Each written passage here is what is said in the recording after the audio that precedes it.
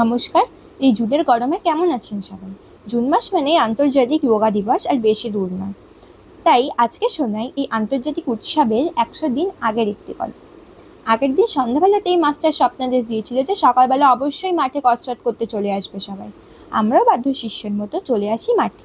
এর মাঝে আমার অতি প্রিয় এক মহিলা এত সকালে আসার জন্য আমাকে একটি ফুল উপহার দেয়। আর এই ছোকরা বসতে গিয়ে হাত তুলে দিয়েছে। এরপর দেখি এখানে সবাই কসরত করার নামে ঘুমাতে ব্যস্ত। খোলা মাঠে ঘুম ভালো হওয়ার কারণে সবাই প্রফুল্ল মনে বসে যোগার উপকারিতা সম্পর্কে একটি কবিতা শুনছিল। কবিতা শেষ হতে না হতেই দেখি কিছু একটা হট্টগোল হচ্ছে। পিঁপড়ে যেমন মধুর টানে ছোটে, আমরাও ছুটি খাবারের টানে।